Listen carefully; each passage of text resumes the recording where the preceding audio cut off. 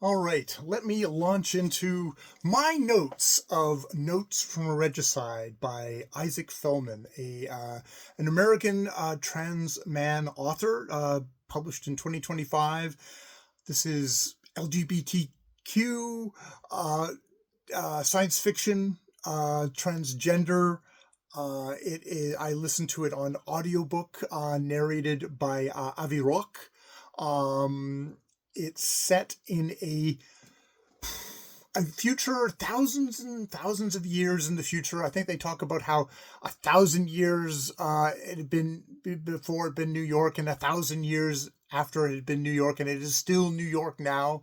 It's set in there. It is set also most significantly in Stephansport, which seems to be in this future somewhere probably in Quebec, whether that's Montreal, Quebec City, or another city that has arisen out there. It has very much the feel of, well, it is supposedly the future. This is kind of a future where it feels like kind of a Renaissance. Feels like Renaissance city states, especially Stephansport, which it continually it will change its name with whatever tyrant is in control at this point. It is Stefan who is in control of this place, is the absolute tyrant of the place, and that comes up because as this cover says in a fairly good way, this is a delicate, ardent portrait of two aging trans revolutionaries and the son they never expected. That's Jen Chaplin, a National Book Award finalist, saying that, and that is a good start, at least, of what Notes from a Regicide is about, because those aging trans revolutionaries who met when they were sort of 15, when they were 15, they become kind of caught up in a revolution of sorts, or at least one of them does. The two revolutionaries are first, Etoine, who is a portrait artist to the aristocrats. Arguably, he is called by his partner a propagandist, much like Renaissance artists painted portraits of aristocrats to project their power and wealth, and sense of wealth and sense of authority into the world. He is very much very much into that. And indeed, when he meets Zafra at the beginning of the book, a trans woman, haven't transitioned at this point, they are two young artists who are given a commission to paint the portrait of one of the electors. And now the electors is the part of this book which is most obviously the science fiction part, other than it's just being in the future, because the electors lay in the stoneworks, and they're not dead, they're not alive, they're being kept alive by the machinery, in a kind of awake, in a sleeping state, by the machinery of the stone yard, and they're hired to sneak in there and dig up this aristocrat, who has been kind of put there to kind of keep them out of the way because they've crossed the tyrant Stefan. They've been hired to go in there and paint their this Sebastian's likeness, and they've both been hired. And apparently, Etoine wins, and his portrait, done when he was young, gets taken up throughout the novel as sort of a symbol of revolution. Taken by the people and twisted for their own purposes as a symbol of revolution, rather than just another one of these portraits of a fucking aristocrat. Now, Etoine uses the body of Zafra. In some ways, it is a portrait of Zafra herself that he is found there. Now, Zafra is very much Etoine is this almost a collaborator portrait artist of aristocrats, an alcoholic. He later in life becomes he's a refugee to New York, the New York of this time, and is assistant to artists in their works. He's very kind of effete and stylish, precise, People think that maybe he's a gay trans man. He actually is not. And then there is Zafra, who is much more kind of an artist, revolutionary trans woman, powerful, capable of great stuff, of lots of action, but also someone who's crippled by mental illness, is often suicidal, has a lot of suicidal ideation, is kind of rambling, is kind of wild, is far more the active political person there. And indeed, she, later in the book, we see her collaborating actively with the revolutionaries. But this isn't a spoiler. This happens at the very beginning of the book, because the narrator, the assembler of the fictional assembler of this book, is Griffin, at this point a trans boy, who is taken in by Etwan and Zafra. And we see him going from being a very kind of hurt, fearful, traumatized young man into later in his life as a journalist, as someone who is trying to find the story, to kind of figure things out, to figure out his two real parents, Etwan and Zafra, aside, who help him escape from his abusive biological father, a glass worker who Etwan happens to initially employ.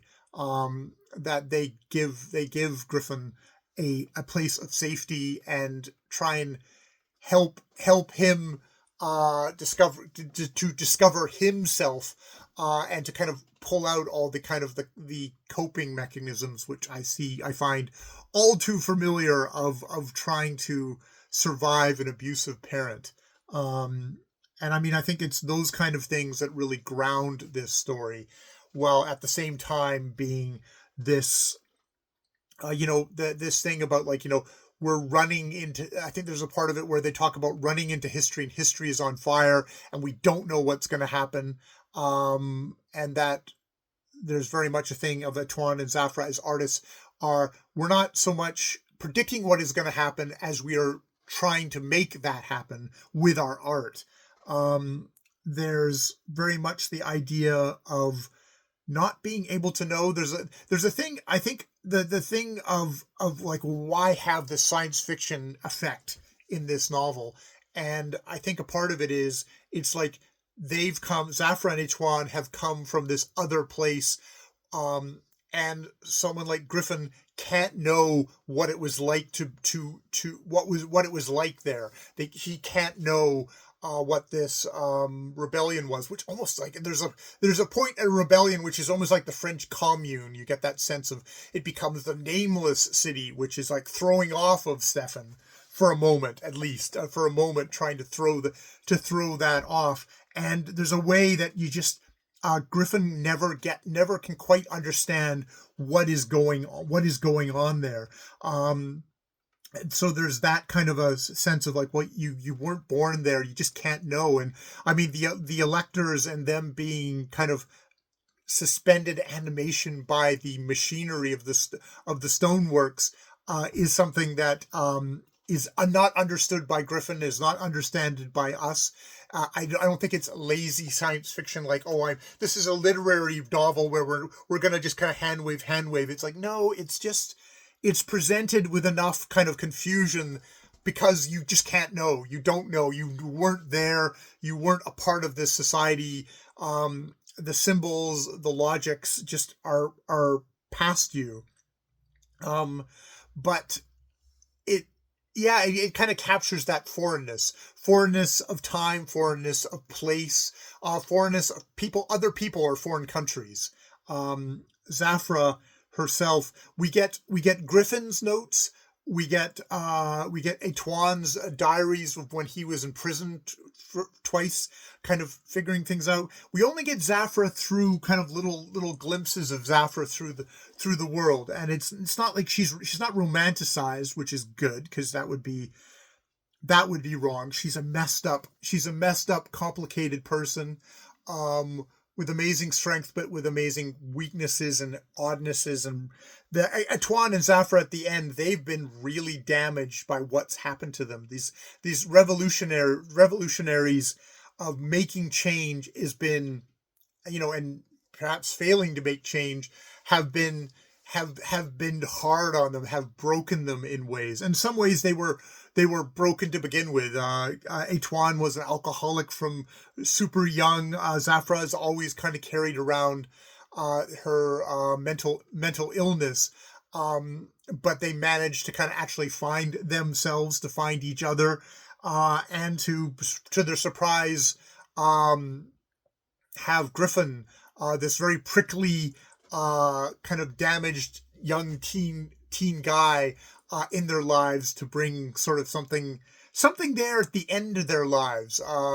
It's important that that Griffin portrays all of their lives, and he wonders within this book. It's like, it is an ardent book, because it's like, I think this book is, he writes at some point, like, I think this book is just for me. Like, I will clean it up, I will tidy it up, I will take all of this out, if I was ever to publish and share it with others, which gives it that wonderful kind of intimate feeling in it. Of this isn't a journalist presenting history. This is like a deep, sensitive, painful, a beautiful family portrait at the end of this family, and like, how do you know your parents? How do you know the history, where they came from, what it was like? You can't know what it was like because you weren't in there and stuff like that. This is just, I found this book on kind of a whim, as something in the library, like, oh, it's an audiobook that is up, and it sounded kind of interesting to me. And I'm so glad I found it. It's definitely one of these books that I re-listened to the audio, for the net.